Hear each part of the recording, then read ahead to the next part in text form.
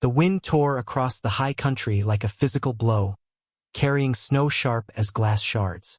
Elias bent against it, the familiar ache deep in his bones. His hunting dog, Tracker, a rangy, gray-muzzled hound, trotted ahead, nose low, oblivious to the biting cold, driven by instinct. They were deep in the wild, far from the scattered, struggling settlements, following tracks, deer, mostly, the promise of meat dwindling with the light. Tracker suddenly veered off the game trail, a low whine in his throat, hackles raised not in aggression, but a strange, hesitant distress. Elias followed, rifle ready, mind sharp with the caution bred by years of solitary survival. Through a copse of wind-whipped pines, the dog led him to a small, snow-dusted clearing. And there, half hidden by a drift, a figure lay crumpled. A woman, young. Too young to be alone in this unforgiving wilderness. Her clothes were thin, torn, offering no protection against the elements. Her face, pale and drawn, was etched with agony.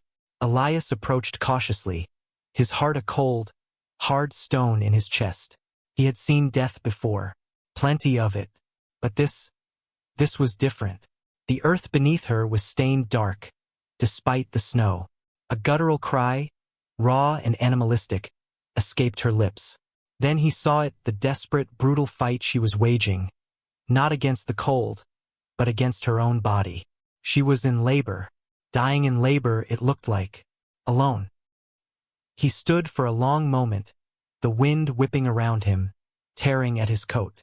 Every instinct screamed at him to turn back. This was not his burden. This was trouble, the kind that tangled a man up, pulled him into complexities he had long ago abandoned. His life was simple, harsh, solitary. Survival was the only rule. Helping this woman, this stranger on the brink of death, meant risking everything, his meager supplies, his safety, the fragile isolation he had built around himself. But the sound she made, a low, keening sob that seemed to pierce the roar of the wind and the hardened shell around his heart, was human, desperate. The dog nudged his hand, whining softly, looking from him to the woman, an unspoken plea in its intelligent eyes. Tracker had found her. It felt, in that moment, like a responsibility thrust upon him by the wilderness itself. He knelt beside her, the snow biting at his knees. Her skin was clammy, cold. She thrashed weakly, eyes squeezed shut, lost in a world of pain. There was no time for thought, no time for the debate raging within him. Action was required. He worked quickly, clumsily, driven by a grim necessity he hadn't felt in years. The cabin was a long haul away, but it was the only chance. He bundled her as best he could in his own coat, wrapping her against the biting wind. Lifting her was difficult, her body racked with spasms. He wasn't a young man anymore, and the weight was significant. But he managed, hoisting her onto his broad back, a dead weight interspersed with moments of terrible, flinching pain. Tracker led the way back, a silent, steady presence. The journey was an ordeal, a desperate race against time and the elements. The wind seemed to mock his efforts. The snow thickened. By the time they reached the cabin, a small, sturdy structure nestled in a protected hollow, the last vestiges of light were gone. He lowered her gently, or as gently as he could, onto the rough floorboards. The warmth of the cabin hit them, a blessed relief from the biting cold. But the fight was far from over. It had only just moved indoors. The air in the small cabin grew thick with the scent of pine, wood smoke, and something else, the raw, primal smell of pain and struggle. He knew nothing about delivering a child. Nothing. He was a man of the wilderness, of stone and wood and silence. This was outside the bounds of his world. Yet here he was, tasked with holding the fragile boundary between life and death. He lit a lamp, its flickering light casting long, dancing shadows that seemed to mirror the frantic, desperate rhythm of the woman's shallow breaths. He had to try. There was no one else. The night was a blur of raw, visceral struggle. Elias moved with a grim determination, his gruff hands surprisingly careful. He boiled water, tore clean strips from an old linen shirt. The woman cried out, sharp, animal sounds that scraped against his nerves. He didn't know what he was doing, relying only on vague tales he'd heard, instinct, and the brutal logic of survival. He talked to her, his voice low and rough, offering simple, unnecessary instructions, mostly just sound in the face of her agony. Breathe, he'd say, or almost there. Though he had no idea if it was true, he felt helpless, exposed in a way the wilderness had never made him feel. This was life and death stripped bare, and he was utterly unprepared. Then, finally, a small, weak cry. A baby. A girl. Wet, raw, impossibly small. He severed the cord with a heated knife, his hands trembling slightly. The woman lay still, her breathing shallow, eyes closed. For a terrifying moment, he thought she was gone. But then a faint sigh. She was alive. Barely. He cleaned the baby, wrapped her in a piece of his warmest blanket. The cabin, usually silent save for the crackling fire, was filled with the faint, reedy sound of the infant's cries. Days bled into nights. The woman, Elara, as she finally whispered her name, hovered on the edge of consciousness. Fever racked her body. Elias cared for her and the baby with a quiet, relentless efficiency. He was not gentle, not in the way someone raised in soft houses understood, but his actions were steady, necessary. He fed them watered-down broth, changed their makeshift dressings, kept the fire burning high. He rarely spoke, observing them with a guarded intensity. The baby was a miracle, a fragile spark of life in the harsh environment. Elara was a mystery. Who was she? Where had she come from? Why was she alone, dying in the snow? He saw the fear in her eyes when she was lucid. Not just fear of her condition, but a deeper, more pervasive terror. She flinched at sudden sounds, tensed whenever he moved too close. She guarded her words, offering only the barest necessities: her name, requests for water, for the baby. She offered no explanation for her presence, and he didn't ask. His rule was simple: don't pry into what doesn't concern you directly. Her survival and the baby's survival concerned him now. The rest could wait, or perhaps never come. She watched him constantly when she thought he wasn't looking. He felt her gaze on his back as he chopped wood, prepared food, tended to the fire. It was a mixture of fear, gratitude, and something else he couldn't quite name. He was a rough man, his face weathered and lined, hands calloused from years of hard labor. He knew he wasn't easy on the eyes, nor was his cabin a place of comfort. Yet she seemed to find a fragile safety here, or perhaps it was simply the only safety she had. Slowly, painstakingly, Elara began to recover. Color returned to her cheeks. The fever broke. She started to sit up, feed the baby herself. Her strength was returning, not rapidly, but steadily, like a plant pushing through hard soil. With her strength came a quiet determination. She was fiercely protective of the child, her eyes softening only when she looked at her. She still spoke little, but she started to help, simple tasks at first: stirring the broth, folding the blankets. She moved with an unexpected grace, even in her weakened state, a stark contrast to the rough surroundings. There was a refinement about her that her simple, torn clothes couldn't entirely hide. Her hands, though chapped and scratched, were long-fingered, not the hands of a laborer. Her voice, when she spoke, carried a soft cadence that hinted at a different upbringing.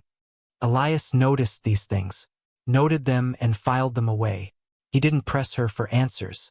His life was built on not needing answers from others, on self-reliance and a healthy distrust of the outside world. But her presence, and the baby's, was a constant, undeniable disruption. The cabin felt smaller, warmer, but also heavier with unspoken questions. He found himself watching her, not just out of caution, but with a growing, unfamiliar curiosity. There was a resilience in her, a quiet strength that had survived the unimaginable ordeal he had witnessed. He had saved her body, but she had saved her own spirit. One afternoon, while he was mending a broken hinge, she spoke without preamble. her voice barely above a whisper. "Thank you," she said. It was simple, direct.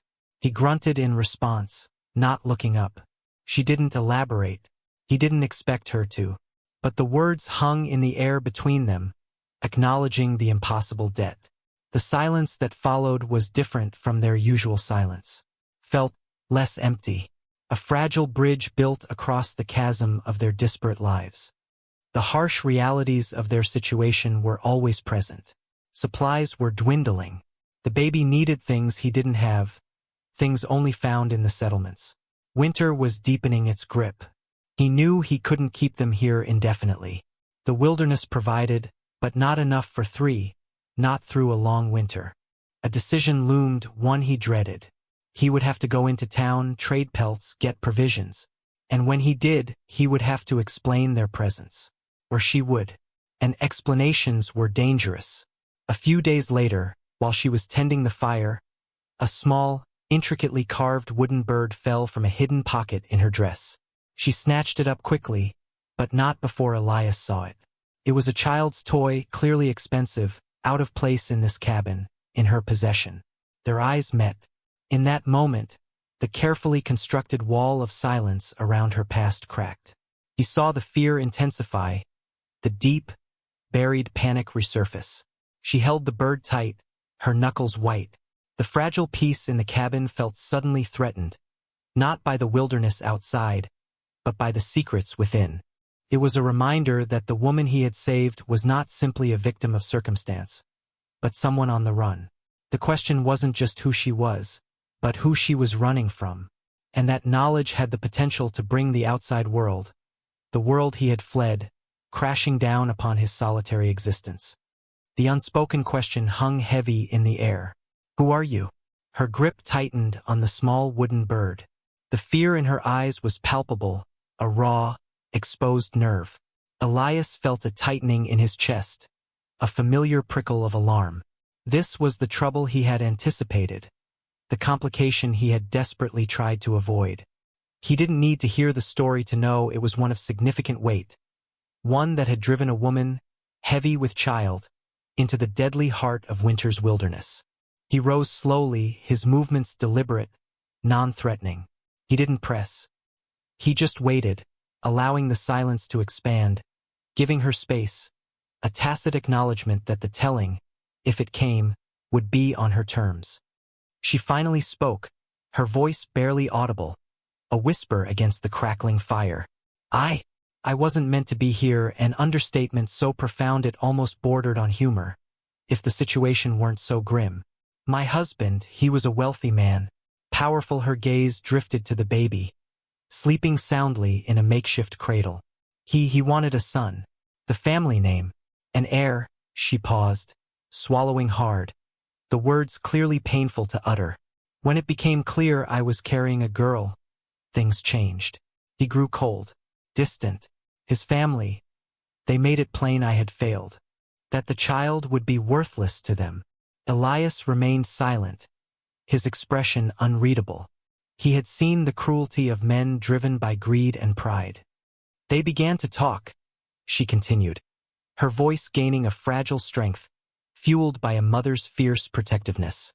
Whispers of finding a way to ensure the next child would be a son. To remove obstacles. Her eyes met his, pleading for understanding, perhaps even for belief. I overheard them. Plans. Terrible things. I knew I had to leave. To protect her, she clutched the wooden bird. This was his, a gift from when we were first married. Before everything changed, it was a tangible link to a past she had fled, a life that now hunted her. So you ran, Elias stated, the words a simple, blunt summation. Yes, in the night, with nothing but the clothes on my back and this, she gestured to the baby. I had nowhere to go, no one to turn to. I thought I could disappear, find a place where we wouldn't be found. I didn't know how hard it would be, the cold, the hunger. Her voice broke. I thought we were going to die. She looked at him then, her gaze steady. You saved us, a stranger, a man of the wild, while those who claimed to love me. She didn't finish the sentence. the implication hanging heavy in the air. Elias absorbed her words. A wealthy, powerful family. A girl child seen as a failure. Plans whispered in the dark. It was a story as old as time, played out in the drawing rooms of the rich as well as the hovels of the poor. It brought with it a danger far more complex than a hungry wolf or a bitter storm. These were men with resources, with reach. Finding a woman and an infant in the vastness of the wilderness would be difficult, but not impossible, especially if they were determined. His cabin, his sanctuary, was now potentially compromised. He looked at the baby, sleeping soundly, oblivious to the danger that had shaped her first moments of life. He looked at Alara, her face still pale, but alight with a quiet defiance he hadn't seen before. The vulnerable woman he had pulled from the snow was still present, but tempered now by the fierce, protective instinct of a mother. The trust she had placed in him, by simply telling him, was a heavy burden. Days passed. The snow outside piled higher. They settled into a rhythm, a quiet, unspoken partnership forged in the crucible of shared survival and a shared secret. Alara grew stronger, moving with more purpose. She took on tasks without being asked, cleaning, helping prepare meals, her movements economical and efficient despite her lack of experience with such labor. She learned quickly. Her resilience wasn't just about enduring. It was about adapting, about finding strength in necessity. Elias found himself talking more, sharing simple observations about the weather, the animals, the tasks at hand. He showed her how to prepare the fire, how to stretch their meager supplies. It wasn't training, not explicitly, but the passing on of knowledge essential for survival. She listened intently, her gaze steady and intelligent. The dynamic between them shifted from rescuer and rescued to something quieter, more equal, two people navigating a difficult path together. One afternoon, as he was checking his traps near the cabin, he saw something in the distance. Movement. Men on horseback. Not locals he knew. 4 of them. They were moving slowly, scanning the treeline, their posture suggesting a search. A cold dread washed over him. They had found her trail. Or they were simply canvassing the area, asking questions in the settlements, their search expanding. Regardless, they were close. Too close. He retreated silently back to the cabin, his mind racing. There was no time to run, nowhere to go with a weak woman and an infant in this weather. They were trapped. He barred the door, checked his rifle. Alara saw his face, the set of his jaw, and her eyes widened. She didn't need words. She knew.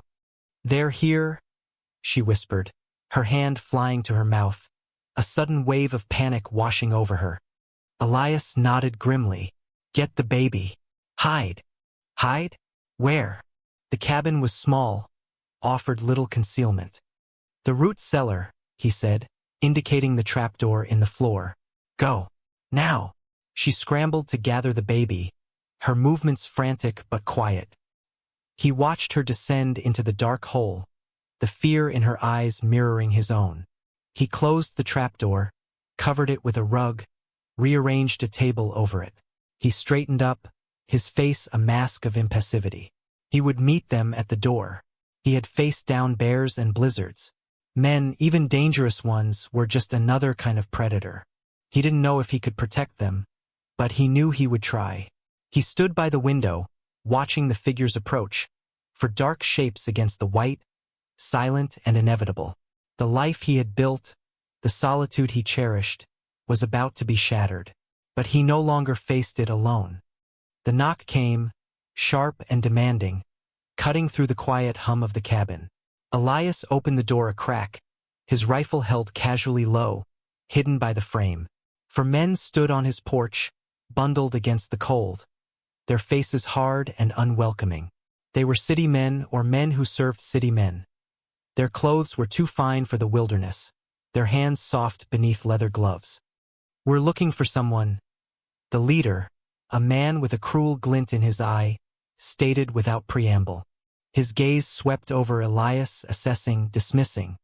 "Ain't seen no one," Elias replied, his voice rough and flat, giving nothing away. "A woman, young, ran away a few weeks back." Likely carrying a child, the leader's eyes narrowed, trying to read Elias's stoic expression. She's valuable. There's a reward for her return. And for the child. Elias felt a cold knot tighten in his gut. Valuable. Like property. Like livestock. He thought of Alara, huddled beneath the floorboards, protecting the fragile life she had brought into this world against the cruelty of men who saw her as nothing more than a vessel. My business is my own, Elias said, his tone hardening almost imperceptibly. Don't see many folk out this way. Perhaps you'd remember if you'd sheltered someone. Another man, younger, eager, pressed. She might be hurt, in need of help. The lie hung in the air, transparent and sickening. Elias met his gaze, his own eyes like chips of granite. Helpin' folks ain't something I do, he said, the words carrying the weight of his reputation, his isolation. It was a carefully constructed facade, one he hoped they would believe. He was the hermit, the man who wanted nothing to do with anyone, least of all strangers in need. The leader stared at him for a long moment, his gaze probing, suspicious. He glanced at the small cabin, the single plume of smoke from the chimney, the tracks around the door, just Elias's, and the dog's. Tracker lay by the hearth, silent and watchful, understanding the tension in the air. There were no signs of another woman, no baby. Elias was careful. You sure? The leader asked, his voice low, a veiled threat beneath the surface. Harboring fugitives can bring trouble. I'm sure, Elias replied, his hand tightening slightly on the rifle stock. Now, if you'll excuse me, I got work to do. Cold out here. The men exchanged glances. Elias's reputation, his isolation, worked in his favor. He was known to be difficult to keep to himself. It was plausible he simply hadn't seen anything, or wouldn't care to report it if he had. There was nothing outwardly to suggest otherwise. They lingered for another moment, their presence a heavy weight, before the leader gave a short nod. We'll be moving on, he said, his tone still laced with suspicion. But we'll be back this way. Keep your eyes open. Will do, Elias lied smoothly, already closing the door. He waited until he heard their horses ride away, the sounds fading into the wind. Only then did he lean back against the door, exhaling a breath he hadn't realized he was holding. His heart hammered against his ribs. That had been too close.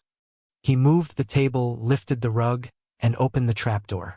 Alara was huddled in the cramped space, the baby clutched tight to her chest, her face pale with terror.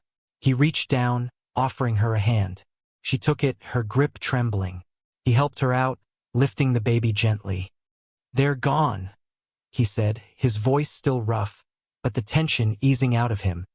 Alara sank onto the floor, relief washing over her, quickly followed by renewed fear. They're looking for her, she whispered, looking at the baby. Not just me. I know, Elias said. He looked at the baby then, this tiny, helpless creature who was wanted, not for love, but for lineage, for status, for what she represented rather than who she was. And he looked at Alara, the mother who had risked everything to protect her. In that moment, the decision was made. The isolation he had built around himself, brick by painstaking brick, had been breached not just by their presence, but by the sheer, undeniable wrongness of the world outside trying to reclaim them. He knelt beside her, his gaze steady. They won't find you here, he said, his voice firm. It wasn't a promise easily given, not by a man like him, but it was absolute. He had saved them from the snow. He would protect them from the wolves in men's clothing. Her true identity, the danger it represented, no longer mattered in the face of the simple, profound truth of a mother protecting her child. He had been a solitary mountain, unmoving, unchanging. But life, in its messy, unpredictable way, had found a way to carve a new path through his stone heart. Resilience wasn't just enduring. It was about choosing to stand, even when the ground beneath you shifted, choosing to protect, even when it meant exposing yourself. He had saved a dying woman, only to find she carried not just a child, but a truth that would redefine his solitary world. And in saving her, he had, perhaps, saved a part of himself he hadn't known was lost. The cabin, once a refuge from the world, was now a sanctuary, a fragile bastion against the forces that sought to control and harm. They were three now, bound by circumstance and the quiet, fierce determination to survive, together.